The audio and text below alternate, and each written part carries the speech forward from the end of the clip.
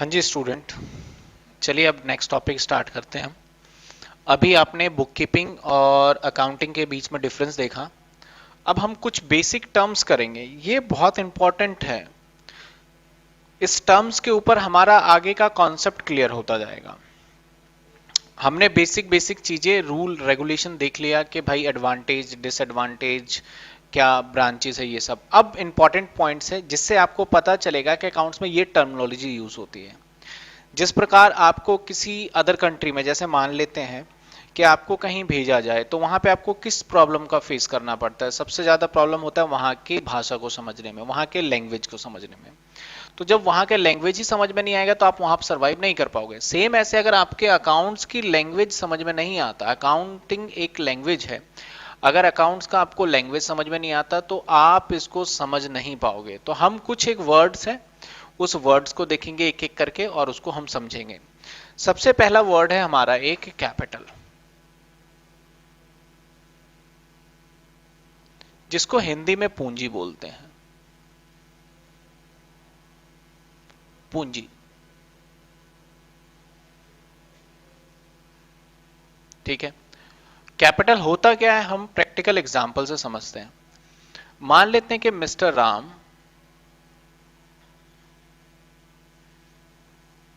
Mister Ram इसके mind में एक आइडिया आया। आइडिया किस चीज का आया? क्यों ना हम अपना एक बिजनेस स्टार्ट करें। इसके माइंड में आया कि क्यों ना हम अपना एक बिजनेस स्टार्ट करें। तो अपना एक बिजनेस स्टार्ट करेगा, ये चाहता है। तो बिजनेस किस चीज का स्टार्ट करेंगे? ये चाहता है कि हम एक बिजनेस स्टार्ट करें मोबाइल फोन का, ठीक है। मोबाइल फोन का बिजनेस स्टार्ट करें, इसके माइंड में आइडिया आया।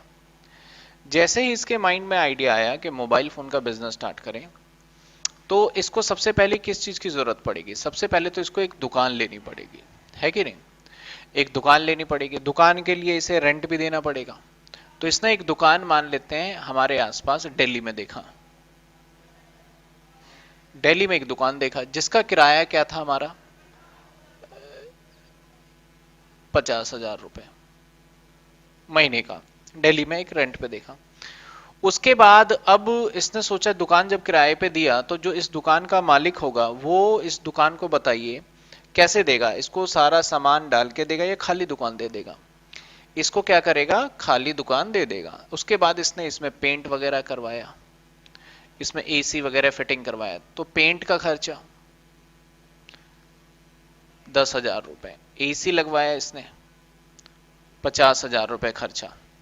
अब बताओ क्या इसका दुकान चल पड़ेगा? ये डेली अगर मान लो दुकान में जाता है तो क्या बिजनेस चल गया? अभी नहीं हुआ। मेन सामान तो दुकान में है ही नहीं। इसका दुकान का नाम था द मोबाइल,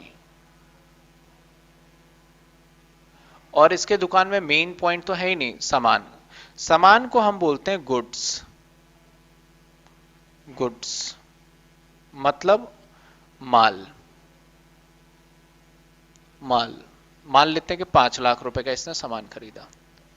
और जो एसी है ये इसके बिजनेस के लिए एसेट माना जाएगा, क्योंकि इसका यूज लंबे समय के लिए होगा। और ये दोनों इसके लिए क्या माना जाएगा? खर्चा। खर्चा क्यों? क्योंकि एक बार दिया रेंट, खत्म, पेंट करवाए, खत्म। अब देखा जाए तो इसका टोटल खर्चा क्या लग गया? 50,000, 50, 1 लाख 10,000, 6,10,000 रुपए का खर्चा इसने कर दिया। लगाया किसने? राम ने अपने बिजनेस के अंदर पैसे लगाए। कितने पैसे लगाए इसने? 6,10,000। और उस 6,10,000 से क्या करा? अपने दुकान के अंदर परचेज किया। परचेज क्या किया इसने? गुड्स किया। और परचेज क्या किया इसने? एसेट्स किया। तो जो 6,10,000 है इसको हम कैपिटल बोलते हैं। तो कैपिटल की डेफिनेशन देखोगे तो capital refers to that amount invested. Invested का मतलब लगाना। इन्वेस्टेड का मतलब क्या होता है? लगाना। इन्वेस्टेड, कौन इन्वेस्ट करेगा? ऑनर। इसको क्या बोलेंगे? ऑनर। तो कैपिटल का डेफिनेशन है, amount refers to those amount invested by the owner. कहां पे इन्वेस्ट करेगा? बिजनेस में। इसको हम बिजनेस बोलेंगे।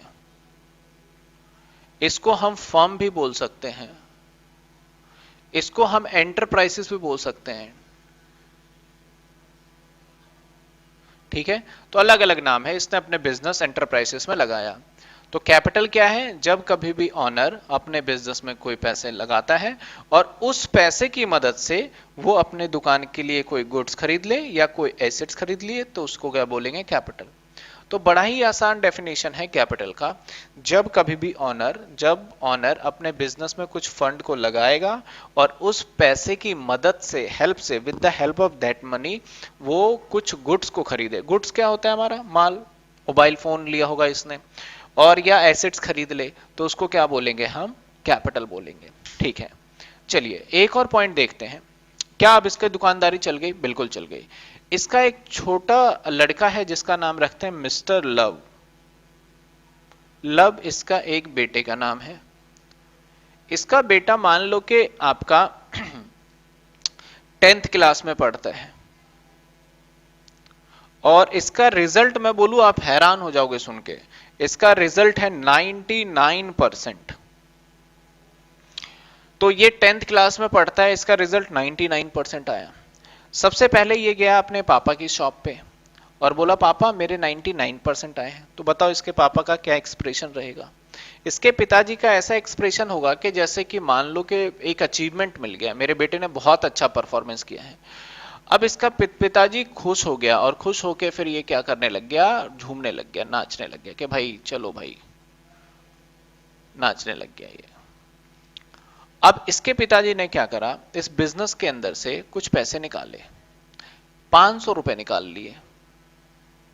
500 रुपए निकाल लिए बिजनेस से, और एक मिठाई लिया और सबों को मिठाई बांट दिया। इसके आसपास भी बच्चे बहुत सारी दुकान है, एग्जाम्पल के तरीके से सबको बांटा, अपने बेटे को भी मिठाई खिलाई, बोला बहुत बढ़िया बेटे, शाबाश। इसके बाद पिताजी ने बोला चलो आज तुमने मैंने जो सोचा था कहीं उससे अच्छा रिजल्ट दिया, आज मैं अपने दुकान से तुम्हें मोबाइल फोन देता हूं। इसने एक नोकिया का मोबाइल फोन अपने लड़के को गिफ्ट कर दिया।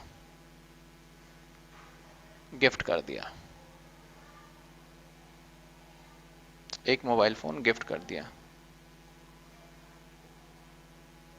गिफ्ट। तो आप मुझे बताना कि जब कभी भी अपने बिजनेस से इसने दो एक्टिविटी किया, गिफ्ट, जो दो एक्टिविटी है मोबाइल फोन का, एक तो ये मोबाइल फोन अपने दुकान से निकाला है। इसका काम किस चीज का है बताओ? सर इसका काम है मोबाइल फोन बेचने का। तो इसके लिए मोबाइल फोन जो है वो क्या है? सर मोबाइल फोन तो इसके लिए गुड्स है।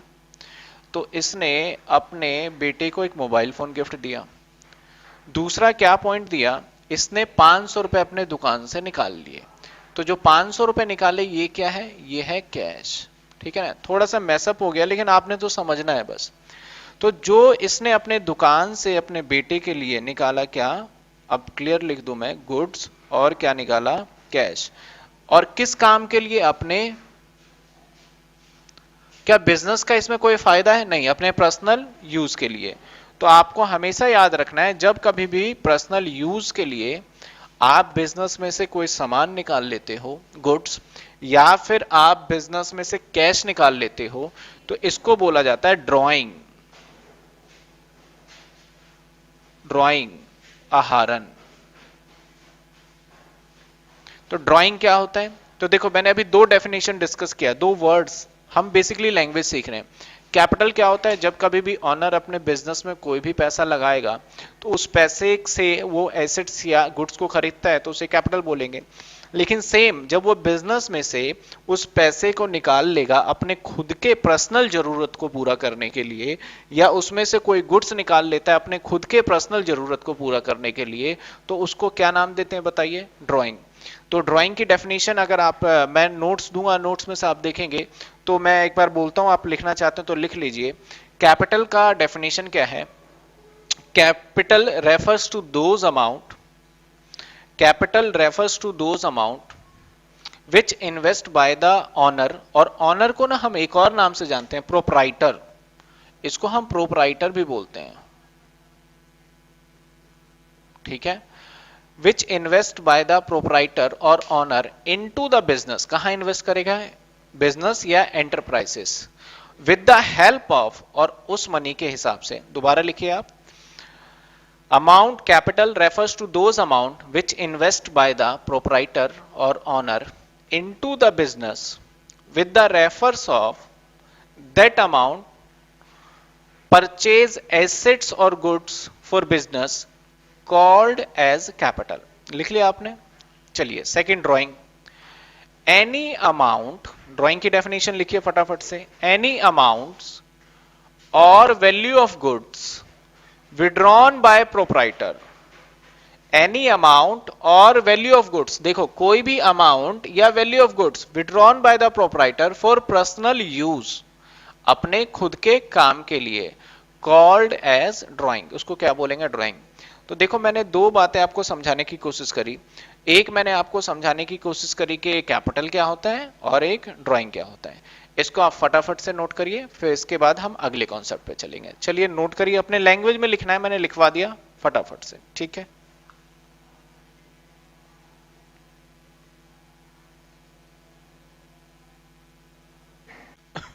हाँ जी स्टूडेंट, अभी आपने तो कैपिटल और ड्राइंग का एक डेफिनेशन देखा था, उसको लिख भी लिया था. अब हम अगले टर्म्स पे चलते हैं.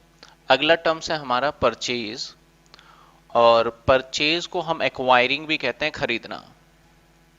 देखिए बेसिकली हमें परचेज का मतलब, हमारे माइंड में एक ही पॉइंट आता है कि परचेज का मतलब खरीदारी करना, खरीदना. आप घर पे कोई सामान खरीदने जाते हो, बोलते हो हम परचेज करने जा रहे हैं. आप फ्रिज खरीदने जाओ तो फ्रिज परचेज करने जा रहे हैं. मोबाइल फोन लेने जाओ तो मोबाइल फोन परचेज करने जा रहे हैं. लेकिन बिजनेस में ऐसा नहीं होता. बिजनेस में परचेज वर्ड जो होता है वो हर किसी के लिए इस्तेमाल नहीं होता. जैसे फॉर एग्जांपल मैं दो पॉइंट ऑफ व्यू से इसके डेफिनेशन को एक्सप्लेन करूंगा. देखो सबसे पहले तो जो सामान की खरीदारी होगी बिजनेस में, वो दो पॉइंट ऑफ व्यू से देखा जाए.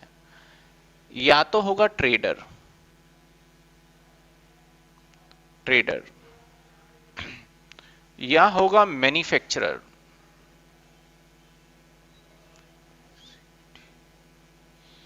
मैन्युफैक्चरर, दो ही पर्सन हो सकते हैं, या ट्रेडर या मैन्युफैक्चरर.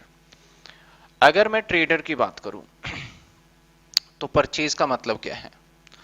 ट्रेडर की मैं बात करूं तो देखो, जैसे कि मान लेते हैं, एक सिंपल सा एग्जांपल लेता हूं मैं. जैसे कि राम का एक परचून की यानी प्रोविजनल स्टोर है.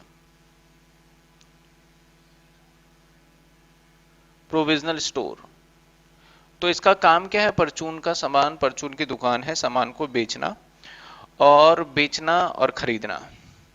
तो अपनी दुकान में मान लेते हैं कि कुछ चीजों को ये खरीदता होगा. तो जैसे कि ये अपनी दुकान में राइस खरीदता है, यानी फॉर एग्जांपल जैसे कि ये चावल खरीदता है. तो राम जो है, इसका किराने की दुकान है, परचून की दुकान है, तो ये चावल को क्यों खरीदेगा देखा जाए तो चावल खरीदने का जो इसका पर्पस होगा राम का, वो पर्पस होगा कि इसको ये खरीद के और इस पे कुछ प्रॉफिट ऐड करके फिर ये इसे क्या करे? सोल्ड कर दे. यानी अल्टीमेटली इसका मोटिव होगा क्या करना? सोल्ड करना. सेम अगर ये आटा खरीदता है तो आटा खरीदने का पर्पस बताइए, फिर से सेम अगेन, सोल्ड करना. फिर ये दाल खरीदता है तो दाल खरीदने का पर्पस बताइए, अगेन सेम, सोल्ड करना. अगर ये अपने दुकान के लिए एसी खरीदता है तो एसी का पर्पस बताइए आप क्या होगा. अगर इसने एसी खरीदा है तो एसी का पर्पस क्या होगा इसका? क्या दोबारा इस पे कुछ प्रॉफिट कमा के सोल्ड कर देगा? क्या आपने कभी देखा है परचून की दुकान पे एसी मिलते हुए? नहीं. इसको वो यूज के लिए रखेगा, बेचने के लिए नहीं रखेगा. चलिए ठीक है. तो सेम जब आपने चावल खरीदा, बेचना आपका सोल्ड करना उद्देश्य था, तो इस चावल को जो खरीदा उसने, राइस को खरीदा, इसके लिए वर्ड यूज करेगा बिजनेसमैन एक, परचेज. आटे को भी बेचना पर्पस है तो इसके लिए भी वर्ड यूज करेगा, ये भी बिजनेसमैन के लिए क्या है? परचेज है. दाल को बेचने के लिए खरीदा तो ये क्या होगा बिजनेसमैन के लिए? परचेज. एसी इसने खरीदा है लेकिन ये यूज पर्पस था, तो ये भी परचेज है, लेकिन इसको बोलेंगे asset. Asset purchase, asset purchase. ठीक है. अब मान लो ऑयल खरीदता है ये, तो ओएल का क्या उद्देश्य होगा? फिर से प्रॉफिट कमा के बेचना। तो इसको हम क्या बोलेंगे बताइए? क्या ये हमारा एसेट है ओएल? नहीं, इसको बेचेगा दोबारा, इसका पर्पस ये है, तो ये परचेज है। मान लो टेलीविजन खरीदता है अपने दुकान के लिए, टीवी खरीदता है, एलईडी खरीदता है, तो क्या इसको बेचेगा? नहीं, इसको यूज करेगा। तो क्या इसके लिए हम परचेज वर्ड का इस्तेमाल करेंगे? नहीं, ये होगा हमारा एसेट परचेज। अब दुकान के अंदर आपने सुना होगा माल, तो माल बेसिकली ये जो भी सामान अपने दुकान में बेचने के लिए रखा जाता है उसे माल बोलते हैं। तो परचेज वर्ड उसी के आगे ट्रेडर लगाएगा, क्या खरीदेगा? जब वो गुड्स, और गुड्स का मतलब होता है जब सामान को खरीदा गया हो और उसका मेन पर्पस होगा दोबारा बेचना। अगर दोबारा बेचना पर्पस हुआ तो उसे हम क्या बोलेंगे? परचेज। ठीक है, चलिए एक बार और देखते हैं आगे, एक पॉइंट और मान लेते हैं। आप मुझे एग्जाम्पल बताना, चलो मैंने ये प्रोविजनल स्टोर का एग्जाम्पल लिया, एक और मैं एग्जाम्पल लेता हूं, आप मुझे इसका जवाब देना। मान लेते हैं कि एक इलेक्ट्रॉनिक शॉप है, इलेक्ट्रॉनिक शॉप, एक इलेक्ट्रिकल की दुकान है। अब इलेक्ट्रिकल दुकान में मान लो इसने क्या करा, इसका मेन काम क्या है? पर्पस, इसका वायर खरीदना, आपके स्विचेस खरीदना, फ्रिज, एसी, यही सारा काम होगा इसका खरीदना। अब इस इलेक्ट्रिकल शॉप वालों ने एसी खरीदा, अब बताओ ये क्या करेगा? इसके ऊपर कुछ अपना प्रॉफिट जोड़ेगा इलेक्ट्रॉनिक शॉप वालों ने, और देन इसको क्या करेगा? सोल्ड। तो क्या इसके लिए एसी परचेज है? बिल्कुल सर, इसके लिए एसी परचेज होगा। Reason why? क्योंकि ये इसके लिए गुड्स है। अगर ये टीवी खरीदता है तो बताइए क्या इसके लिए परचेज होगा? बिल्कुल, इसे बेचेगा, ये सोल्ड करेगा, तो क्या होगा इसके लिए? परचेज। अब मुझे बताइएगा अगर इसने सपोज करो एक फर्नीचर का अलमीरा खरीदा है, एक फर्नीचर का कोई सामान खरीदा है, फर्नीचर, तो क्या इलेक्ट्रॉनिक शॉप पे फर्नीचर का सामान मिलता है? नहीं, इसको यूज करेगा। तो क्या ये परचेज है? सोचिए आप, ये परचेज नहीं है, ये होगा हमारा एसेट परचेज। तो सिंपल सा मैं एग्जांपल दूं, तो अगर आप कोई सामान खरीदते हो और खरीदते टाइम पे उसका आपका पर्पस होना चाहिए रीसेल करना, तो उसे परचेज कहेंगे। लेकिन खरीदते टाइम पे आपका यूज करना या कंज्यूम करना उद्देश्य है, तो वो परचेज नहीं है, वो या तो एसेट्स परचेज होगा या तो होगा एक्सपेंस। तो बच्चे ट्रेडर का मेन पॉइंट क्या होता है? ट्रेडर सबसे पहले होता क्या है? वो बना बनाया गुड्स को खरीदता है और उसको प्रॉफिट मार्जिन ऐड करके आगे बेच देता है। तो परचेज वर्ड ट्रेडर किस पे लिए लगाएगा? सिर्फ गुड्स के लिए। तो मैं परचेज का अगर ट्रेडर के पॉइंट ऑफ व्यू से बोलूं तो purchase are those goods which are purchase for resale purpose. कहने का मतलब है परचेज वो गुड्स है जिसको खरीदा गया है दोबारा से बेचने के लिए, उसे हम क्या बोलेंगे? परचेज। चलिए ठीक है, इतनी बात समझ में आ गई। अब आगे बात करते हैं मैन्युफैक्चरर के पॉइंट ऑफ व्यू से। अगर हम मैन्युफैक्चरर के पॉइंट ऑफ व्यू से देखें तो मैन्युफैक्चरर क्या करता है? मैन्युफैक्चरर जैसे कि इस मार्कर का मैन्युफैक्चरर की बात करें तो ये मार्कर कैसे बनाएगा? पहले खरीदेगा वो प्लास्टिक, प्लास्टिक खरीदा उसने, उसको क्या करेगा? प्लास्टिक को क्या आप मार्कर लेने जाओगे तो जो मैन्युफैक्चरर है ये मार्कर का, वो क्या आपको प्लास्टिक ही बेचेगा या आपको पूरा मार्कर बेचेगा? जवाब है सर, ये आपको पूरा मार्कर बेचेगा। तो प्लास्टिक खरीद के पहले उसको वो कन्वर्ट करेगा। कन्वर्ट का मतलब इसको शेप वगैरह देगा, वो प्लास्टिक को पिघलाएगा, प्लास्टिक को रोल करेगा, जो भी उसके पास मशीनरी है। कन्वर्ट किस में करेगा? वो कन्वर्ट करेगा फिनिश गुड्स में, फिनिश गुड्स में, और उसके बाद क्या करेगा? वो सोल्ड करेगा। तो ट्रेडर के पॉइंट ऑफ व्यू से तो ये मतलब होता है कि परचेज वो सामान है जिसको खरीदा गया है दोबारा बेचने के लिए, उसे परचेज बोलेंगे।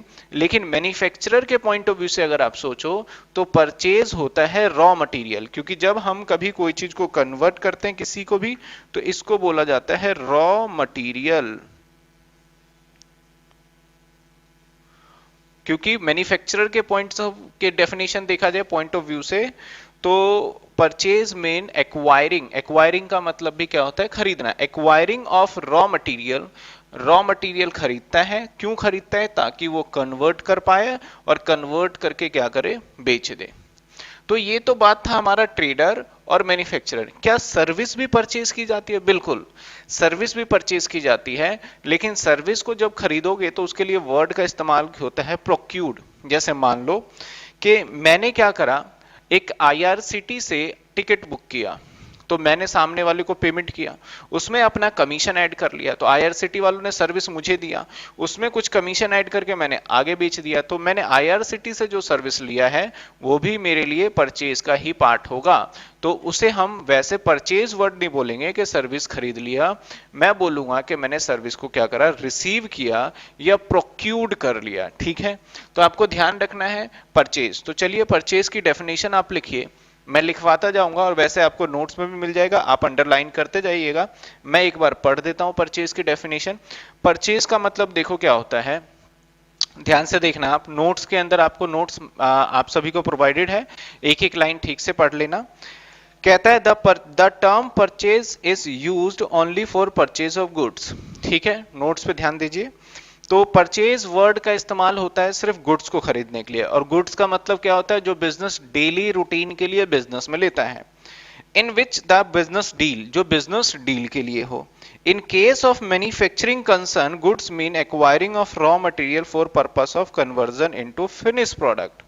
लेकिन in case of raw material, अगर in case of manufacturing, goods का मतलब है acquiring of raw material for the purpose of conversion into finish product, and then क्या करेगा? इसको सोल्ड कर देगा, सेल कर देगा। लेकिन in case of trading concern, trading concern हुआ तो in case of trading concern goods are those thing, goods हमारा वो है which are purchase for resale, जिसको खरीदा गया है दोबारा से बेचने के लिए। In both case make the profit it's resale. अब इन दोनों केस के अंदर एक ही उद्देश्य होता है कि इसके ऊपर क्या कमाया जाए बेचने के बाद? प्रॉफिट। अब परचेज दो तरीके का होता है। देखो, अगर मेरे से पूछोगे सर टोटल परचेज क्या होगा, तो मेरा जवाब आएगा टोटल परचेज दो प्रकार के होंगे। क्या क्या दो प्रकार के होंगे? एक तो नगद में भी खरीदारी हो सकती है, जिसको हम बोलते हैं कैश परचेज, चेक से भी हुआ तो कोई दिक्कत नहीं है, और एक उधार में भी खरीदारी हो सकती है, तो उधार को बोलते हैं हम क्रेडिट परचेज। उधार को बोलेंगे हम क्रेडिट परचेज। तो टोटल परचेज क्या होता है बच्चे? कैश परचेज प्लस में क्रेडिट परचेज, दोनों को जोड़ के। अल्टीमेटली परचेज का उद्देश्य क्या है? दोनों केसेस में प्रॉफिट को कमाना। तो आपको समझ आया परचेज? तो आप एक बार अच्छे से रीड करिए और फिर एक बार इस पॉइंट्स को नोट करिए, फिर मैं आपको इसको एक बार आप मेमोराइज करने के लिए या फिर नोट्स में ही मार्क कर लीजिए आप, क्योंकि इसमें से क्वेश्चन पूछा जा, आपके क्वेश्चंस क्या आएंगे आगे, हम धीरे धीरे, बस मैं आपके कॉन्सेप्ट को डेवलप कर रहा हूं, बेसिक टर्म्स है ये। तो पूछा भी जा सकता है परचेज, मान लो क्वेश्चन में आता है कि एक बुक सेलर है और उसने फर्नीचर खरीदा। Option one, it is a termed as purchase, asset purchase, expense, revenue expenditure, इस तरीके से पूछा जा सकता है। तो वहां पे जवाब होगा, अगर बुक सेलर ने फर्नीचर खरीदा तो ये परचेज तो है नहीं, ये क्या माना जाएगा? Asset purchase. चलिए अब आप इसको नोट करिए, इसके बाद हम नेक्स्ट कॉन्सेप्ट पे चलते हैं।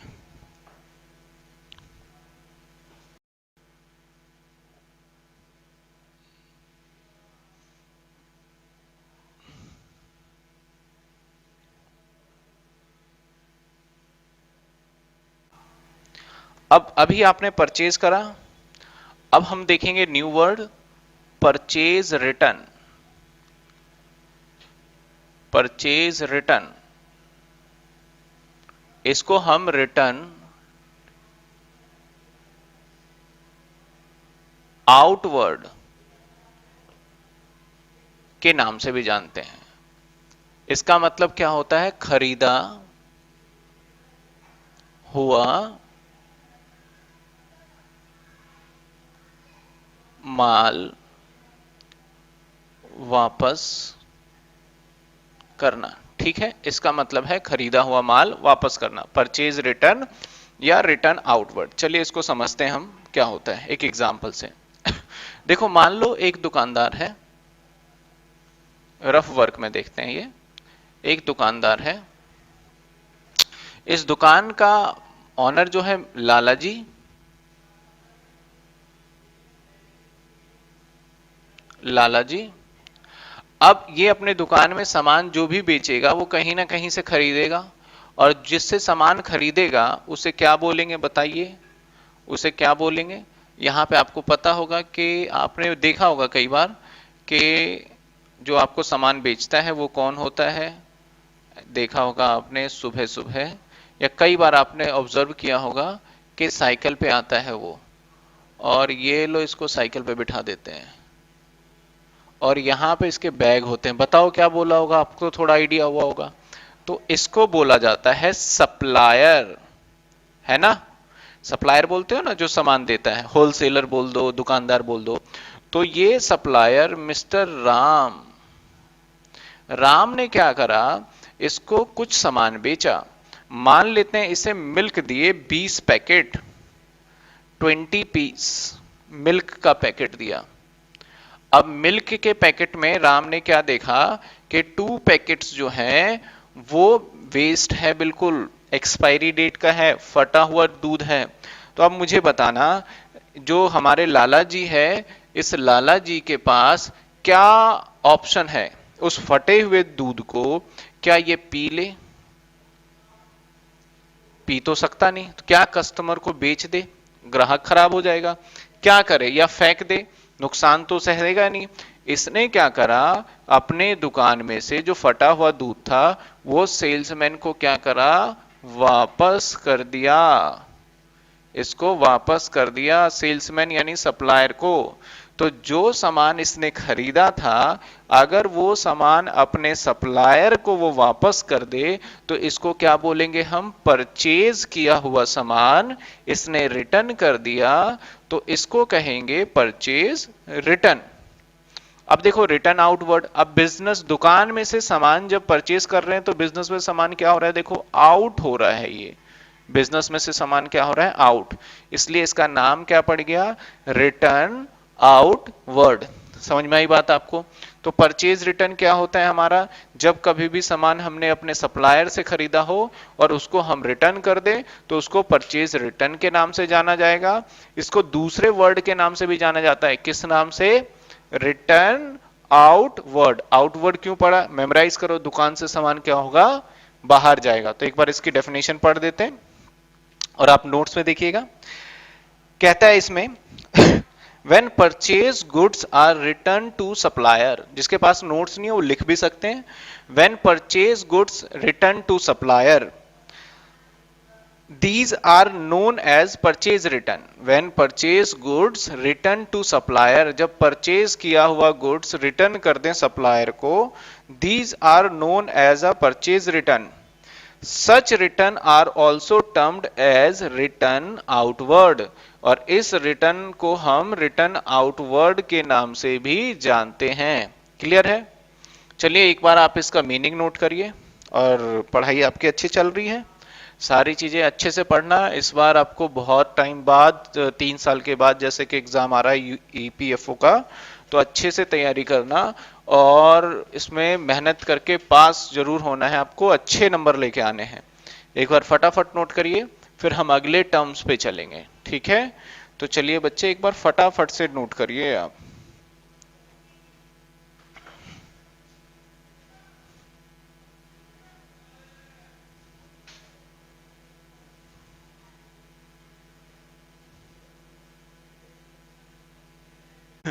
कर लिया नोट? चलिए अब अगले कॉन्सेप्ट पे चलते हैं हम। हमारा एक वर्ड आएगा सेल। इसको सेल को हम टर्नओवर भी कहते हैं, टर्नओवर, ठीक है? इसका हिंदी मीनिंग क्या है हमारा, सेल का मतलब बिक्री करना यानी बेचना, बेचना।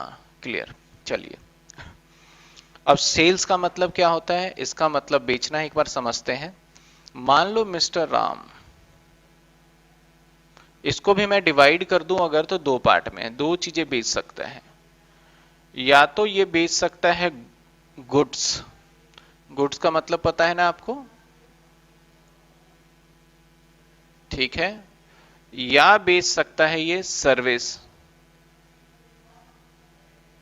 ठीक है, चलिए गुड्स और सर्विस। तो मैं अगर आपसे बात करूं गुड्स की, देखो मैंने एक एग्जांपल लिया था, मान लेते हैं राम है, राम का एक दुकान है, किस चीज का, प्रोविजनल स्टोर। इसने क्या करा बच्चे, आटा को खरीदा, आटा को खरीदा, इसका उद्देश्य क्या है, प्रॉफिट कमाना और देन सोल्ड करना। इसने चावल को खरीदा, उद्देश्य क्या है, प्रॉफिट कमाना, क्योंकि खरीदा होगा तो बेचना ही उद्देश्य होगा, तो ऐसा तो नहीं है 10 रुपए किलो लाया है तो 10 रुपए बेच देगा, और फिर इसको क्या करेगा, सोल्ड करेगा। इसका उद्देश्य ओएल, तो क्या करेगा इस पे, फिर अगेन प्रॉफिट करेगा और बेच देगा। क्लियर। अब इसने अगर टीवी खरीदा या फ्रिज खरीदा,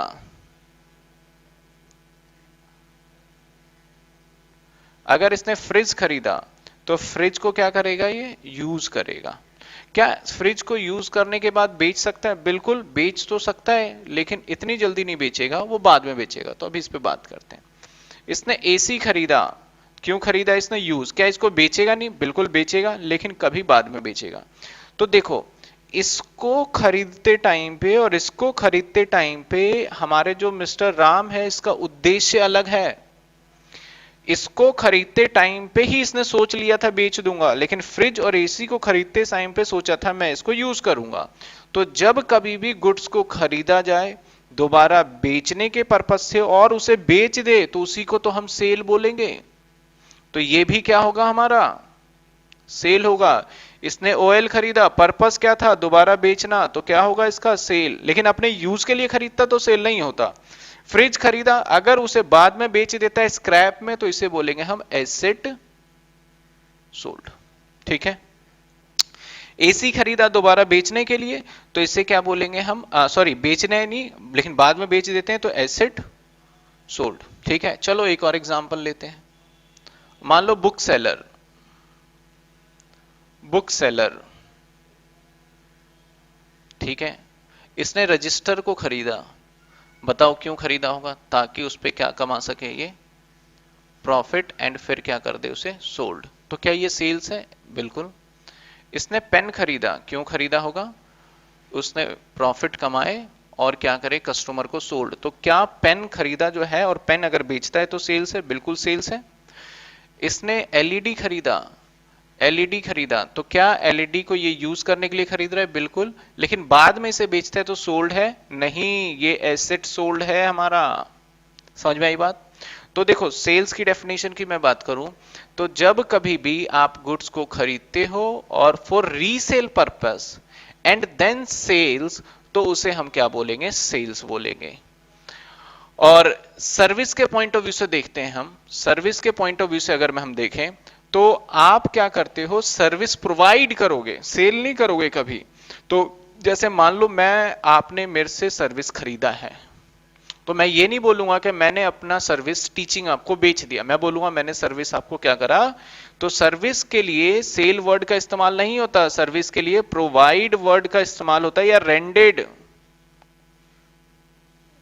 या फिर रेंडेड वर्ड का इस्तेमाल होता है। तो देखो सेल्स या टर्नओवर, सेल्स का मतलब क्या होता है, जब कभी भी हम गुड्स को खरीदते हैं बेचने के लिए, अगर उसे बेचा जाता है तो उसे क्या बोला जाएगा, सेल्स। चलो मैं कुछ एग्जांपल पूछता हूं, आप बताना मुझे। मैं एक वेजिटेबल सेलर हूं, मैंने सब्जी खरीदा, आजादपुर मार्केट से मैंने सब्जी खरीदा और मैं उसे बेचने जा रहा हूं। तो जो सब्जी खरीदा और मैंने सब्जी को बेच दिया, बताइए ये सेल है या नहीं है, बिल्कुल ये सेल है। लेकिन मैंने सोचा यार अब सब्जी का काम बंद करते हैं, सब्जी के साथ मैंने अपना सब्जी का रेडी भी बेच दिया, क्या ये सेल होगा, नहीं, ये सेल नहीं होगा, ये क्या होगा हमारा, एसेट सेल। चलो दूसरा एग्जांपल, मान लो एक क्लॉथ डीलर है, कपड़े का व्यापारी, वो कपड़े को खरीदता है और उसको बेच देता है। क्या ये सेल है? बिल्कुल ये सेल है। लेकिन उसके दुकान में एक ओल्ड टाइपराइटर भी पड़ा है, उसने क्या करा, उसको भी बेच दिया। क्या ये सेल है? नहीं, ये क्या होगा हमारा, एसेट सेल। तो अब अगर मैं टोटल सेल की बात करूं तो बताइए टोटल सेल कैसे हो सकता है? टोटल सेल कैसे होगा? या आप कैश में खरीदो, या फिर आप प्लस क्रेडिट में खरीदो। क्रेडिट का मतलब क्या है? उधार है। समझ में आई आपको? तो ये था हमारा किसका डेफिनेशन, सेल का। तो आप हमेशा याद रखना, आप जनरली क्या कहते हो, यार मैंने अपना एसी सेल कर दिया, अपना मैंने फ्रिज सेल कर दिया, तो ऐसे वर्ड बिजनेसमैन यूज नहीं कर सकते। बिजनेसमैन सेल के अंदर सेल वाले रजिस्टर में सिर्फ उसी पॉइंट्स को रखेंगे जो कि खरीदा था बेचने के पर्पस के लिए और बेच दे। ठीक है, चलिए डेफिनेशन आपके सामने है, नहीं है तो एक बार आप राइट डाउन कर लीजिएगा आराम से। कहता है सेल्स में, the term sales is use only for sale of those goods. Sales word का इस्तेमाल होता है सिर्फ उसी गुड्स के लिए which are purchase for resale purpose, जिसको खरीदा गया था दोबारा बेचने के लिए। इट ऑल्सो इंक्लूड रेवेन्यू, इसमें रेवेन्यू भी इंक्लूड है। रेवेन्यू जब सर्विस देते हैं ना तो रेवेन्यू होता है, income. Revenue from service provide to customer, अगर कस्टमर को हम सर्विस प्रोवाइड करें तो वो भी इंक्लूड होगा।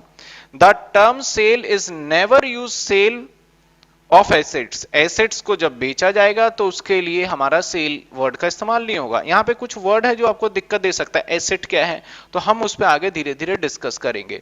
मैं नॉर्मली बता दूं, हमारा एसेट्स होता है जिसका हम इस्तेमाल करते हैं 1 साल से लंबे समय के लिए, उसे एसेट्स बोलते हैं। जैसे मैं मार्कर 2 साल इस्तेमाल करूंगा तो एसेट्स, 3 महीने इस्तेमाल करूंगा तो एक्सपेंस। एसी जो है मेरा एसेट्स है, जिससे रिकॉर्डिंग कर रहा हूं, कैमरा ये मेरा 1 साल से ज्यादा यूज करूंगा तो मेरे लिए क्या माना जाएगा, एसेट माना जाएगा। For example, cloth dealer sell cloth, it will be termed as a sale, but if the same cloth dealer sell furniture typewriter, it will be not termed as a sales। तो यही आपका definition था। तो एक बार फटाफट से cell का definition याद करिए और अच्छे से मेमोराइज करिए आप, अगले डेफिनेशन हम करेंगे इसके बाद, तो फटाफट से एक बार नोट करिए आप।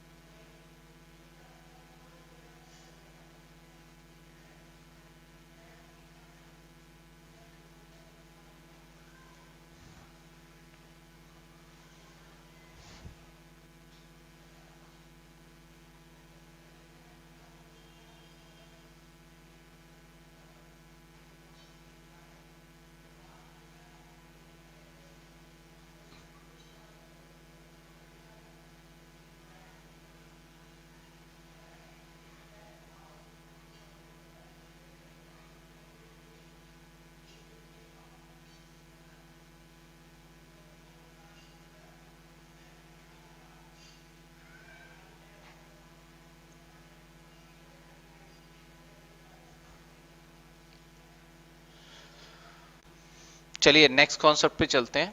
अभी हमने सेल्स किया, इसके बाद देखेंगे सेल्स रिटर्न, और इसका नाम है एक दूसरा रिटर्न। अब इसके आगे का वर्ड आपको मैं एग्जाम्पल दूंगा तब आपसे ही पूछूंगा मैं। तो आप मुझे बताएं, परचेज रिटर्न किया था? हाँ सर बिल्कुल किया था। अब सेल्स रिटर्न करेंगे। सेल्स करने के बाद मान लो एक दुकानदार है, ये दुकानदार है और इस दुकान का ऑनर मिस्टर लाला जी, ये रहा इस दुकान का ऑनर। ऑनर तो ऑनर मिस्टर लाला जी, इसने क्या करा, अपने दुकान से कुछ सामान बेचा। मान लेते हैं इसने अपने दुकान से जो बेचा, एक बिस्किट बेचा, या फिर अपने दुकान से मिल्क का ही ले लेते हैं, मिल्क सोल्ड किया। ठीक है, और मिल्क सोल्ड किया इसने किसी कस्टमर को, मिल्क सोल्ड किया इसने किसी कस्टमर को। कस्टमर को जब इसने मिल्क सोल्ड किया तो हुआ क्या, कस्टमर जो था उसने देखा तो ये मिल्क के पैकेट के ऊपर एक्सपायरी डेट है, लेकिन कस्टमर को पता है कब पता चला? अपने घर जाने के बाद, अपने घर जाने के बाद पता चला। तो इसने माल बेचा, बेचा किसको? कस्टमर को,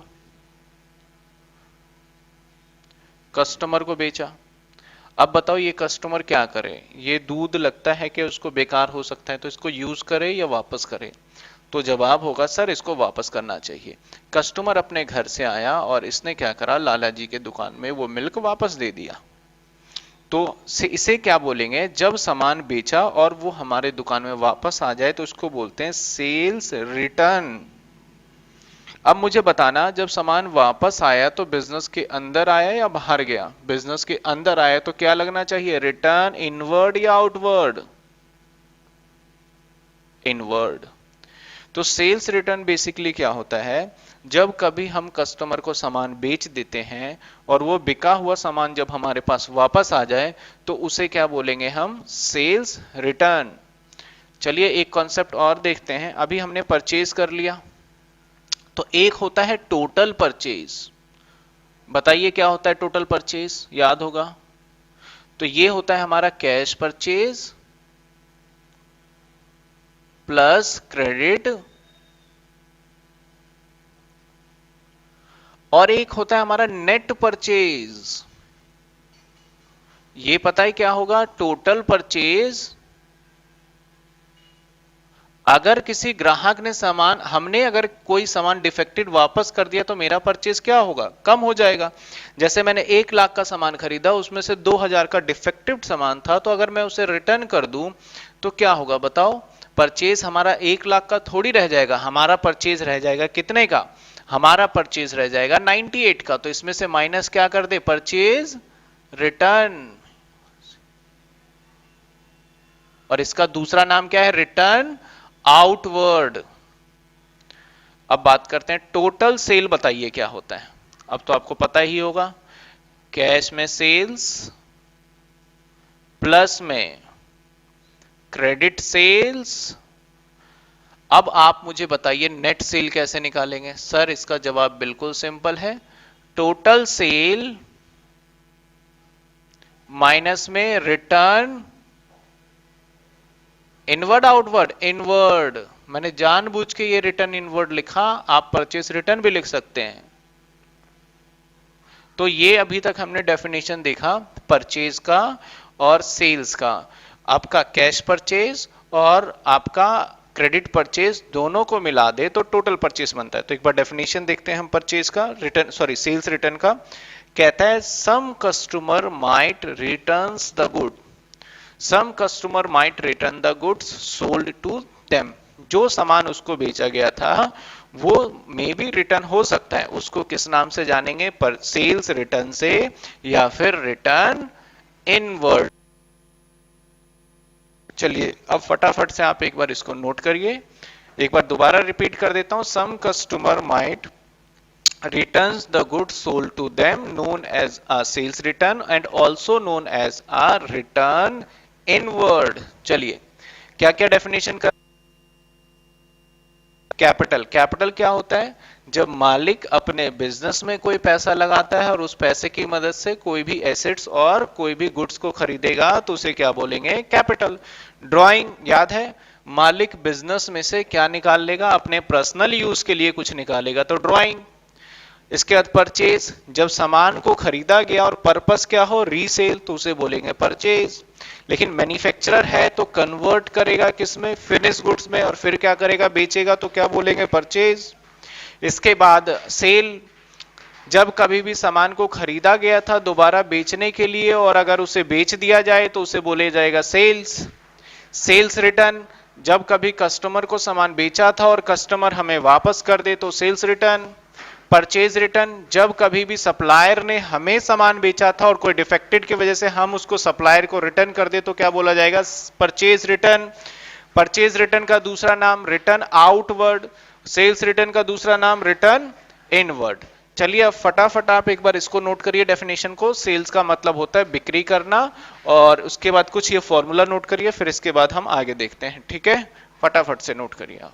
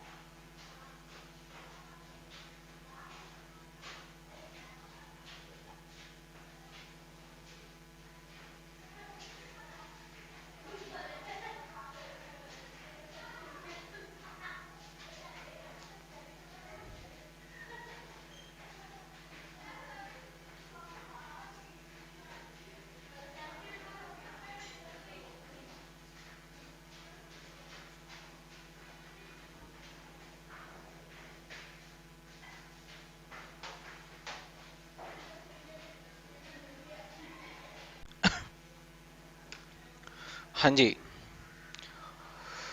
चलिए और भी कुछ बेसिक टर्म्स में देखते हैं हम। कितने टर्म्स हो गए नंबरिंग के हिसाब से देखा जाए? Capital drawing 2, sales 3, sales return 4, purchase purchase return 6 हो गए। ये 7 नंबर का है, ठीक है, 7 नंबर डाल देते हैं इस पे। अब trade receivable, basically trade receivable दो वर्ड को मिला के बनाया जाता है। वो दो वर्ड कौन कौन से हैं वो भी लिख देता हूं और फिर हम अच्छे से समझेंगे।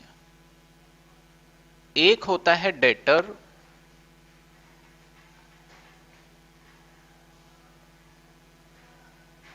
एक होता है बिल रिसीवेबल।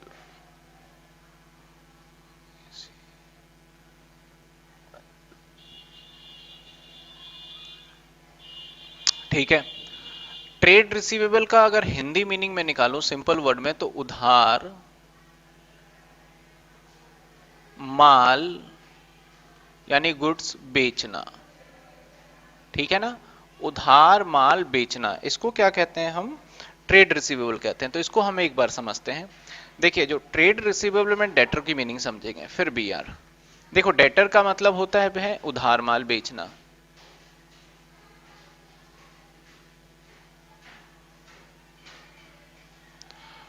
कैसे?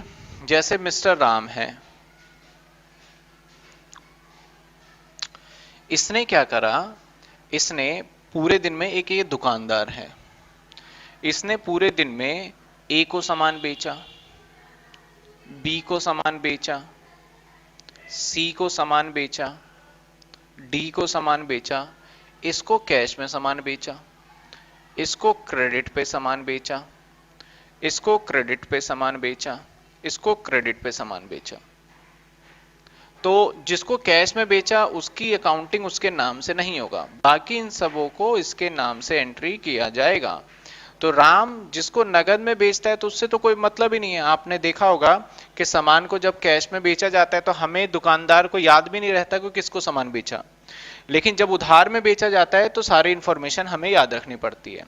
तो राम ने अगर बी, सी और डी को सामान जो बेचा है उधार पे, तो राम इसका नाम बी, सी और डी से नहीं बोलेगा। मान लेते हैं इसको सामान बेचा 2000 का, इसको सामान बेचता है 1000 का, इसको सामान बेचता है 500 रुपए का, टोटल कितने का बेच दिया? 3500 का। मैं इससे पूछूं कि दिन भर में दुकान कितना सामान आपने उधार बेचा है, तो ये बोलता है मैंने ए को इतने का बेचा, बी को इतने का बेचा, सी को इतने का बेचा, डी को इतने का बेचा, एफ को, मतलब ये अगर मान लो 1000 कस्टमर को दिन में बेचता है तो क्या हजारों की लिस्ट बताएगा? मैं तो पागल हो जाऊंगा ऐसे। मैंने बोला भाई मैंने तो आपसे क्या गुनाह किया, क्या कुछ पूछ के? आपसे सिंपल बोला ना कि कितने का सामान आपने उधार बेचा, तो इसको जवाब देना चाहिए सर मैंने आज, मेरा जो डेटर है वो 3500 का है, मेरा टोटल सामान उधार कितने का बिका? 3500। अब मुझे ये थोड़ी जानना है कि राम, मोहन, श्याम किसको बेचा गया, कि बस मैं तो ये माइंड में लेकर चलूंगा कि 3500 का सामान बिक गया है, 3500 रुपए मुझे वापस मिल जाएंगे। एक और एग्जाम्पल देखो, टीना, टीना ने क्या किया? गुड्स बेचा, सोल्ड किया। और गुड्स सोल्ड किसको किया? ए को, बी को, सी को, डी को, ई को, सबको उधार बेचा है। 1000 प्लस 2000 प्लस 1000 प्लस 500 और प्लस 500, कितने का सामान बेचा है? 1000, 2000, 3000, एक 4000, 5000 और 5000, है ना? ठीक है ना, 5000। तो मैं ए को, टीना ए के नाम से नहीं बुलाएगा, इसको क्या बोलेगा? ए मेरा क्या है? डेटर। इसको क्या बोलेगा? डेटर। देखो बी साइलेंट है इसमें, याद रखना। और सी को क्या बोलेगा? डेटर। डी को क्या बोलेगा? डेटर। ई को क्या बोलेगा? हमारा डेटर। तो डेटर से हमें पैसे लेने हैं या देने हैं? लेने हैं। तो इसको हम एसेट भी बोलते हैं, मतलब कि एसेट होता है हमारा, बोलते नहीं है, ये हमारा एसेट होता है जिससे हमें पैसे लेने हैं। मान लो इसमें से मुझे अब एक और एग्जांपल देखिए पहले। मोहन, मोहन ने सामान बेच दिया सोहन को क्रेडिट पे, कितने का? 1000 का। अब बताइए मोहन सोहन को क्या बोलेगा? मोहन बोलेगा कि सोहन मेरा डेटर है, सोहन मेरा क्या है? डेटर है। अब सोहन ने 900 रुपए दे दिए, अब कितने बच गए इससे लेने? 100 रुपए। अब क्या बोलेगा ये कि ये मेरा अगेन डेटर है क्योंकि 100 लेना है। अब मुझे बताओ, इसने 99 और दे दिए, कितने लेने हमें? 1 रुपए और लेना है। क्या अब भी मैं इसे डेटर बोलूं 1 रुपए के लिए? बिल्कुल हाँ। अगर किसी को एक सिंगल रुपी का भी आपने उधार माल बेचा है तो उसको हम डेटर तब तक बोलते रहेंगे जब तक वो पूरे पैसे हमें नहीं दे देता। अगर इसने पूरे के पूरे पैसे दे दिए हमें तो ये क्या माना जाएगा? अब डेटर नहीं माना जाएगा। तो डेटर की अगर मैं डेफिनेशन की बात करूं तो देखो, इसमें ट्रेड रिसीवेबल में दो पार्ट हैं अलग अलग। डेटर एक अलग थिंग है और बिल रिसीवेबल एक अलग, लेकिन दोनों का मतलब एक ही होता है। अभी हम समझेंगे उधार माल बेचना, लेकिन क्या डिफरेंट है वो भी देखेंगे हम इन दोनों में, क्या डिफरेंशिएट है इन दोनों में ये भी देखेंगे। तो डेटर का मतलब होता है जब कभी भी हम किसी कस्टमर को सामान या सर्विस उधार बेच देते हैं और बेचने के बाद जब तक उससे पूरे पैसे रिकवर नहीं किए जाते तब तक हम उसे क्या बोलेंगे? डेटर बोलेंगे। चलिए एक बार इसके डेटर के डेफिनेशन को देखते हैं, फिर हम देखेंगे ट्रेड रिसीवेबल को। तो आपका 7 नंबर पे डेटर देखोगे आप तो मिल जाएगा, कहता है the term debtor represent those person. अब जरूरी नहीं है कि ये किसको बेचे, ए या बी को बेचे। ये किसी, मान लो टीना क्या है, टाटा कंपनी को बेच सकता है, टीना रिलायंस को, तो किसी भी व्यक्ति को बेचो या किसी कंपनी को बेचो उधार। तो कहता है डेटर रिप्रेजेंट दोज पर्सन और firm to whom goods have been sold, जिसको सामान बेचा गया हो। और सर्विस रेंडेड, मैंने बताया था ना सर्विस के लिए बेचने के लिए क्या लगाते हैं? रेंडेड।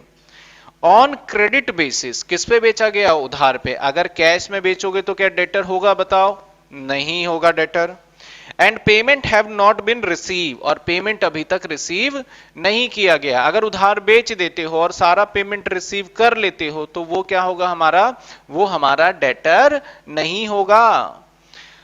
फ्रॉम देम, एक एग्जाम्पल है, the still owe some amount of the business. कुछ भी अगर बिजनेस का 1 रुपए भी उधार रखता है तो इसे डेटर बोलेंगे। जैसे फॉर एग्जाम्पल 10,000 रुपए का गुड सोल्ड किया मोहन को क्रेडिट पे, it will be continue debtor जब तक कि वो फुल पेमेंट नहीं कर देता। तो आपको डेटर समझ में आया कि जब कभी भी कोई बिजनेसमैन किसी को उधार गुड्स बेच देता है तो उसको क्या बोलते हैं हम? डेटर। तो डेटर के बाद अब हम बात करेंगे किसका? ट्रेड रिसीवेबल का। तो चलिए ट्रेड रिसीवेबल की अगर मैं बात करूं तो मैं एक बार समझाता हूं कि ट्रेड रिसीवेबल और डेटर में क्या डिफरेंस है। चलिए देखिए। Mister Ram, mister Ram mister Ram ने सामान बेचा, सोल्ड किया मोहन को। कितने का सामान बेचा? 10,000 का। और वो किस पे बेचा? सोल्ड, क्रेडिट पे। तो बताओ ये 10,000 क्या है? हमारा डेटर है। बिल्कुल ठीक, ये 10,000 डेटर है। राम ने एक सामान और बेचा दीपक को। कितने का सामान? क्रेडिट पे बेचा। कितने का सामान बेचा? क्रेडिट पे बेचता है ये। और कितने का? 4,000 का। क्या दीपक मेरा डेटर है? सर बिल्कुल, दीपक भी डेटर है। एक और बेच देते हैं इसको। इसने सोनल को गुड्स बेचा, सोल्ड किया, लेकिन ये कैश में बेचा है। ये कैश में बेचा है। कितने का? 4,000 का। तो क्या ये या 2,000 का? इसको अलग लिख देता हूं। अब बताइए ये डेटर है या नहीं है? सोचिए, कैश में बेचा गया सामान डेटर नहीं होता, तो ये डेटर हमारा नहीं है। तो मेरा, अगर मैं आपसे पूछूं कि भाई आप मुझे बताओ कि डेटर कितना है, तो डेटर यहां पे है हमारा 14,000 रुपए। लेकिन मान लो राम को दीपक के ऊपर बिल्कुल भी भरोसा नहीं है कि ये हमें पेमेंट देगा। राम को दीपक के ऊपर भरोसा नहीं है कि ये हमें पेमेंट देगा। तो राम को क्या सावधानी बरतना चाहिए? सर उसको उधार नहीं देना चाहिए, लेकिन उधार तो हमने दे दिया है, अब क्या किया जाए? आपने उधार दे दिया है तो एक काम कर सकते हैं, इससे रिटर्न में लिखवा लें, इससे रिटर्न में लिखवा लें, और इससे लिखवा लेते हैं रिटर्न में, और इससे रिटर्न में लिखवा लेते हैं ताकि कल के दिन ये फ्रॉड करे मेरे साथ तो पैसे वापस ले लिया जाए। लिखवा लेता हूं मैंने बोला लिखो भाई दीपक। दीपक लिखता है आई प्रॉमिस टू पे ₹4,000। कब दोगे भाई दीपक? उसने बोला 3 मंथ आफ्टर। और यहां पे अमाउंट लिखो कितना दोगे? उसने बोला 4,000 दूंगा, और यहां पे साइन करवा लिया। अब ये पर्ची मैंने संभाल के रख लिया। तो अब देखो यहां पे 3 तरीके के पर्सन हो गए। एक मोहन जिसने कोई गारंटी नहीं दिया, कुछ नहीं किया है। एक दीपक जिसको भी उधार माल बेचा गया मोहन, लेकिन दीपक से गारंटी ले लिया गया, इसको कैश। सबसे पहले तो सोनल हमारा डेटर है ही नहीं, इसको हटा देते हैं। अब आप बोलते हो सर डेटर 14 का है। नहीं, अब मैं बोलूंगा 14 का था, लेकिन अब डेटर बचा मेरा कितने का? सिर्फ 10,000 का। क्योंकि 4,000 का गारंटी मिल चुका है तो उसको हम डेटर नहीं बोलेंगे, उसको तो हम बोलेंगे ये बिल रिसीवेबल है। समझ में आया आपको डिफरेंस? ये डेटर है हमारा, और ये क्या है हमारा? Bill receivable. Short form use कर रहा हूं थोड़ा सा, BR। तो डेटर और BR में डिफरेंस क्या होता है? कॉमन क्या है? सबसे पहले कॉमन तो सर दोनों में ही क्रेडिट माल को बेचना होता है, लेकिन डिफरेंस क्या है? जब कभी किसी को उधार माल बेचते हैं और उससे कुछ चीजें लिखित में गारंटी में ले लेते हैं तो वो डेटर नहीं कहलाता, वो क्या कहलाएगा? Bill receivable. लेकिन जब कभी उधार माल बेचते हैं और उससे कुछ भी चीजें हम लिखित में नहीं लेते तो उसको क्या बोलेंगे बताओ? उसको बोलेंगे डेटर। लेकिन नगद में माल बेचा तो क्या कॉन्सेप्ट आएगा डेटर का? नहीं सर, बिल्कुल नहीं आएगा। तो देखो दोनों में डिफरेंस क्या है? एक है हमारा डेटर, एक बिल रिसीवेबल। दोनों को हम बोलते हैं ट्रेड रिसीवेबल, उधार माल बेचना। डेटर का मतलब उधार माल बेचना, और बिल रिसीवेबल कब यूज होगा? जब उधार तो बेचा जाए लेकिन गारंटी लेके। क्रेडिट पे तो बेचा जाए लेकिन गारंटी के साथ, तो उधार बेचना। लेकिन कैसे उधार बेचना? With guarantee, with guarantee. ठीक है, आपको ये बस याद रखना है। तो क्या डिफरेंस है? बाकी बिल रिसीवेबल के कुछ टर्म्स थ्योरी में हम कवर करेंगे, तो इस पे मैं स्टार बना देता हूं, इंपॉर्टेंट है ये, इसको हम आगे भी डिस्कस करेंगे। तो बिल रिसीवेबल का देखिए आपका 7 का बी पार्ट हमारे थ्योरी में गिवन है, आपके बुक में हो सकता है आगे पीछे हो गया हो, मैं एक बार पढ़ देता हूं। कहता है आप bill of exchange is an unconditional order. ये अनकंडीशनल ऑर्डर होता है। अगर मैं बोलूं दीपक भाई लिख के दे दो, पैसे कब दोगे, और दीपक बोलता है मैं तभी लिखूंगा जब आप मुझे और उधार दोगे, तो ये कंडीशन नहीं होना चाहिए। Unconditional order is written by the creditor to debtor. ये अब क्रेडिटर वर्ड क्या है अभी समझेंगे हम। जो सामान खरीदता है वो क्रेडिटर होता है, जो बेचता है डेटर होता है। तो क्रेडिटर डेटर पे ऑन डिमांड और फिक्स डिटरमाइन फ्यूचर टाइम। या तो बोल सकता है जब मैं मांगू तब दे देना, या एक फ्यूचर टाइम होता है। इन सब पे बात करेंगे हम। सर्टेन सम ऑफ मनी और order specific person to the bearer. तो कुछ एक वर्ड है इसके अंदर, ऑर्डर सर्टेन पर्सन। इसका मतलब है कि दीपक को बोला जाएगा कि तुम लिखो के पैसे दोगे, और हो सकता है पॉसिबल राम चाहे तो दीपक को बोल सकता है, ऑर्डर दे सकता है कि तुम एक काम करो, मोहन ने सोहन को पैसे दे देना। तो दीपक बोलता है यस, तो सर्टेन ऑर्डर, या तो जब मांगूंगा तब देना, या आप सर्टेन टाइम फिक्स करो। बियरर का मतलब क्या होता है उस पर अंडरलाइन कर लीजिए, हम इस पे अलग से डिस्कशन करेंगे। बियरर का नोट में भी देखोगे आप, कभी भी तो देखना आई प्रॉमिस टू पे ₹10,000, बियरर इंस्ट्रूमेंट होता है वो। तो हम अभी बाकी के डेफिनेशन में नहीं उलझना, अभी आपको क्या याद रखना है? देखो सिंपल थिंग, ट्रेड रिसीवेबल होता है हमारा डेटर और बिल रिसीवेबल को मिला के बनाते हैं। डेटर होता है किसी को उधार माल बेचना, और ट्रेड रिसीवेबल होता है किसी को उधार माल बेचना लेकिन गारंटी उससे रिसीव कर लेना। अगर किसी को कैश माल बेचा जाए तो क्या उससे कोई गारंटी लेंगे? जरूरत ही नहीं है। क्यों गारंटी ले? मेरे से गारंटी मांगेगा, मैं उससे सामान ही नहीं खरीदूंगा। क्लियर? तो एक बार फटाफट से इसको नोट करिए, फिर हम आगे देखते हैं, नेक्स्ट क्रेडिटर वाले कॉन्सेप्ट को करेंगे।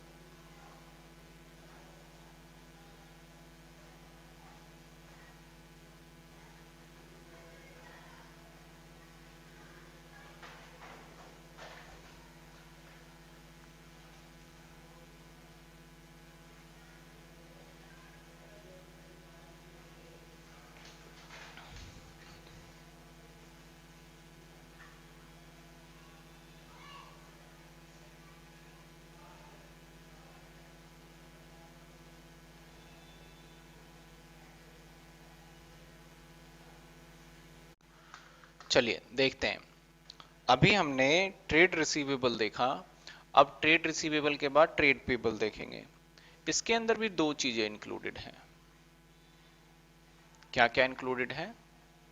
एक बेसिक टर्म्स में अगर देखा जाए इसके अंदर, तो एक इंक्लूड होता है क्रेडिटर।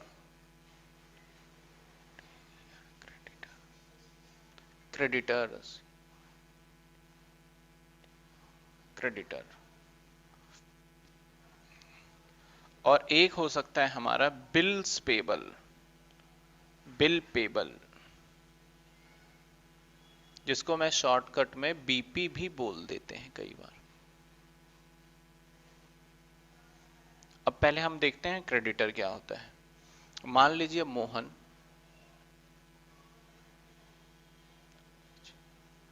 मोहन एक व्यक्ति है और एक सोहन है।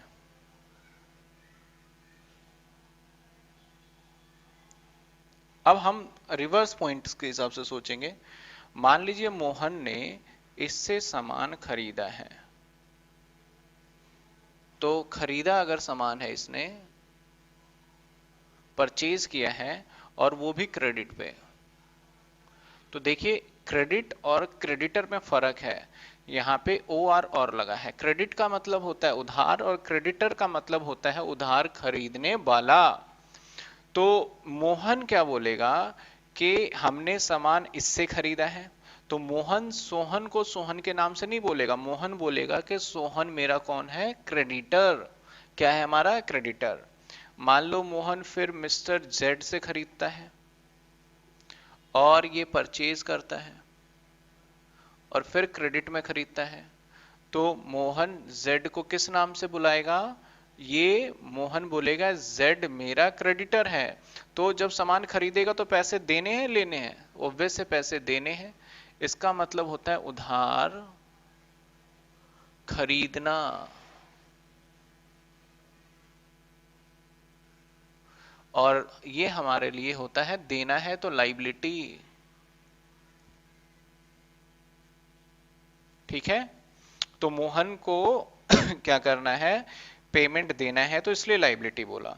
अब मान लो मोहन ने सामान फिर खरीदा ए से, लेकिन कैश में खरीद लिया इसने ए से, कैश परचेज। तो बताइए जब ये कैश परचेज खरीदेगा तो इसको देना है या लेना है? तो कुछ भी नहीं है यहाँ पे, तो क्या मोहन मिस्टर ए को क्रेडिटर बुलाएगा? नहीं सर, ए को क्रेडिटर नहीं बुलाएगा। ये तो नॉर्मल ट्रांजेक्शन है हमारा। आगे मान लो मोहन ने फिर पी को बेचा और खरीदा, सॉरी बेचा नहीं खरीदा, किस पे? क्रेडिट पे। क्रेडिट पे परचेज किया, तो मोहन क्या बोलेगा? पी मेरा क्या है? पी मेरा क्रेडिटर है। तो क्रेडिटर का डेफिनेशन बहुत ही सिंपल है। अगर डेटर का डेफिनेशन समझ में आता है तो वाइसा वर्सा एकदम। तो क्रेडिटर का मतलब क्या होता है हमारा? जब कभी भी हम किसी से उधार सामान खरीदते हैं तो सामने वाले पर्सन का कुछ भी नाम हो, उससे मतलब नहीं है, उसको हम क्या बोलेंगे कि आप क्रेडिटर हो मेरे लिए और मेरे लिए लाइबिलिटी, क्योंकि मैं आपको पेमेंट बाद में दूंगा। मैं बिल्स पेबल के भी बाद में डिस्कस करूंगा। पहले क्रेडिटर का मतलब समझ में आए? चलो एक और एग्जांपल बताना। आप बताना मुझे क्या है। मान लेते हैं एक पर्सन, दुकानदार, मिस्टर लाला जी, मिस्टर लाला जी, ये हमारे लाला जी, लाला जी, ठीक है। इसने क्या करा? एक यहां पे ए है, बी है, सी है, डी है, अरे सब सी बन गए, सी के बाद डी, ई है, एफ है। ये सारे के सारे पता है कौन है? जो इसको सामान बेचते हैं, तो हम सप्लायर बोलेंगे, सप्लायर।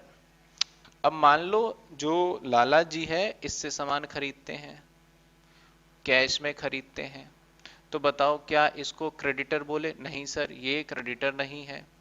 इससे सामान खरीदते हैं लेकिन क्रेडिट में खरीदते हैं, क्या इसको क्रेडिटर बोले? बिल्कुल क्रेडिटर बोलेंगे। कितने का सामान खरीदा? 500 रुपए का।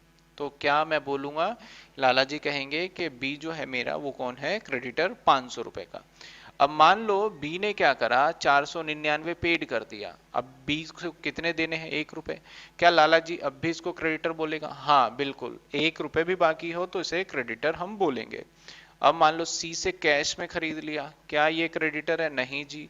डी से खरीदा क्रेडिट पे, क्रेडिट पे परचेज किया, तो क्या ये क्रेडिटर है? बिल्कुल। आप ई से खरीद लिया, किस पे, क्रेडिट पे।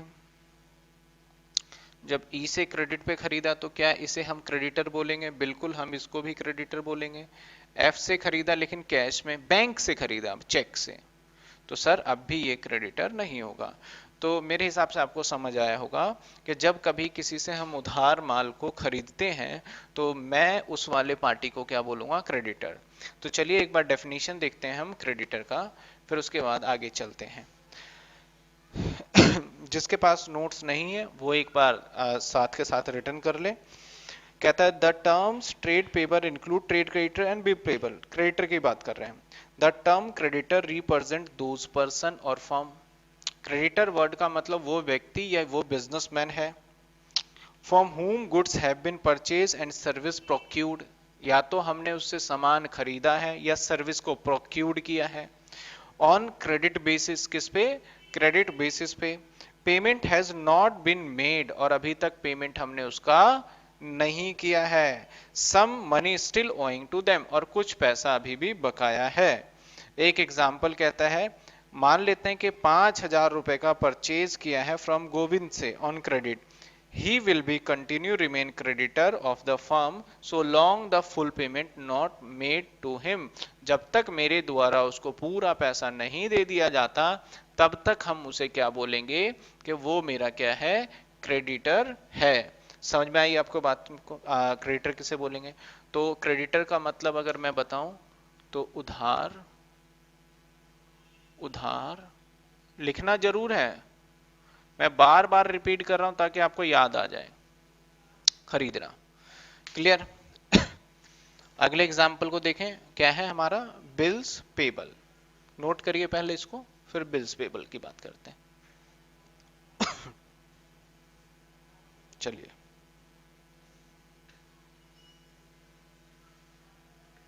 Bills payable.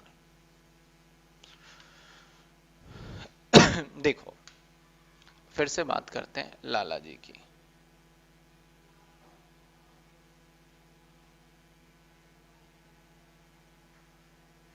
लाला जी ने एक है मोहनलाल,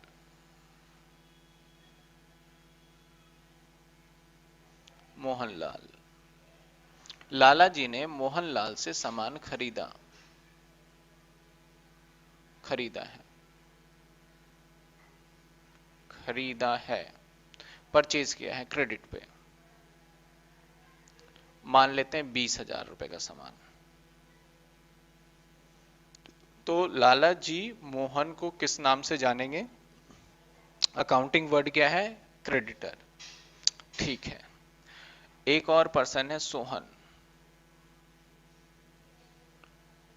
सोहन से भी लाला जी ने सामान खरीदा है और वो भी क्रेडिट पे खरीदा है, और उससे खरीदा है 25,000 का। लेकिन ना सोहन इसको सामान देने को तैयार नहीं था, फिर भी इसने इसको सामान दिया है। लाला जी ने बोला भाई मुझे सामान क्यों नहीं दे रहे? सोहन बोलते कि हम ऐसे वैसे लोगों को उधार माल नहीं देते हैं। लाला जी ने बोला ऐसी कैसी बात कर दी आपने, आप मुझे उधार दीजिए, मैं आपको पेमेंट दूंगा, मैं लिखित में देता हूं। सोहन ने क्या करा, लिखवा लिया लाला जी से, और लाला जी ने लिख दिया आई प्रॉमिस टू पे, आई प्रॉमिस टू पे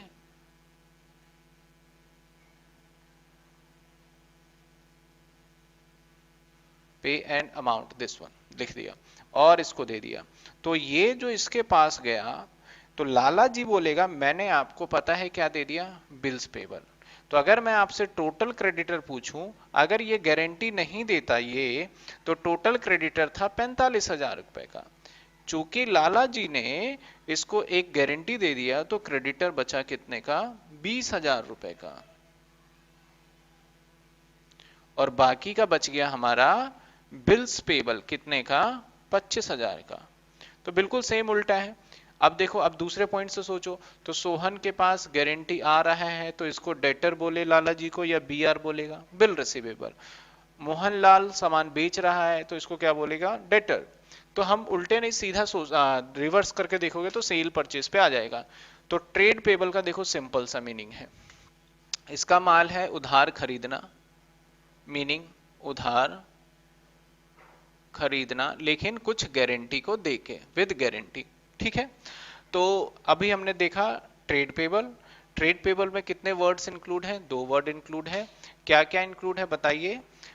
एक है क्रेडिटर और एक है ट्रेड पेबल। ठीक है, इसका ट्रेड पेबल भी है और ये बिल्स पेबल है। क्रेडिटर क्या होता है हमारा? जब कभी किसी को उधार माल बेचते हैं विदाउट, सॉरी खरीदते हैं विदाउट एनी गारंटी, तो उसे हम क्या बोलते हैं? ट्रेड पेबल का ही पार्ट है लेकिन उसे क्रेडिटर बोलेंगे। और जब हम गारंटी दे दें उसे कि खरीदते टाइम पे, तो उसे हम बोलेंगे बिल्स पेबल। तो आप फटाफट से एक बार नोट करिए। चलिए, बिल्स पेबल का डेफिनेशन, बिल्स पेबल का भी डेफिनेशन पढ़ने में अभी थोड़ी सी प्रॉब्लम होगी आपको, मैं फिर भी एक बार पढ़ देता हूं क्योंकि यहाँ पे कुछ वर्ड्स वही लिखे होंगे। कहता है, अब बिल ऑफ एक्सचेंज, इसको बिल ऑफ एक्सचेंज भी बोलते हैं, ध्यान रखिएगा। A bill of exchange become bills payable for a person who accept draw and return to the drawer। यहाँ देखो ड्रोअर आ रहा है, तो मैं इस पे भी स्टार बनाता हूँ। इसकी चर्चा मैं करूंगा आगे चैप्टर में, ठीक है? आगे कॉन्सेप्ट में मैं करूंगा इसकी चर्चा। Drawer, this bill payable is an accounting terms bill of exchange accept in favour of creditor. तो कुछ थोड़ा सा कॉम्प्लिकेटेड लगेगा, तो अभी मैं इस डेफिनेशन को नहीं पढ़ रहा, जब मैं उस पर आऊंगा तो एक एक वर्ड समझेंगे उस टाइम पे हम। तो पहले आप इसको फटाफट नोट करिए, फिर हम आगे देखते हैं।